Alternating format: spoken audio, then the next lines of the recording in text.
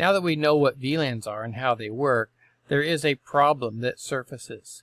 If I have, let's say, these 3 PCs down here on VLAN 10 and these 3 PCs on VLAN 20, well, each VLAN being a virtual network implies that each is on its own IP subnet. These are on different networks. And the problem with that is that you certainly cannot move traffic from one network to another without a router. You have to have a router. So if I want PC2 here to be able to talk to PC, what would this be, PC5, I simply can't do it without a router of some sort. Now, there are some things called layer 3 switches that are capable of doing this.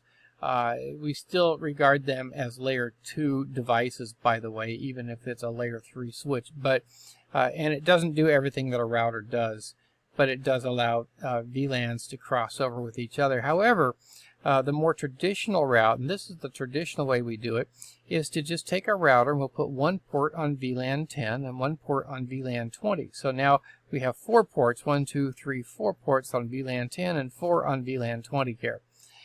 So we can now route traffic from one network to another. Remember that every port on a router makes up a different network, and so we have 2 different networks here, and because we have a router, we're capable of moving back and forth between the 2, and so now I have some communication between these 2 VLANs. Now, be very careful here that there is a problem, and this is really not used very often, and that is that, let's say I have 50 VLANs on this router, or on the switch right here. Well, that means I'm going to need 50 different ports on this router. Well, most routers only have, 4 ports maybe.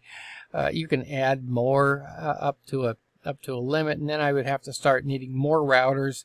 It could get very, very expensive, not to mention all the cabling that I have going on here. And so this is not the optimal solution, and we do have another solution we call router on a stick that we'll be looking at in the next set of notes, which has its own video about router on a stick. Now, these do contain broadcasts. These are each their own broadcast domain.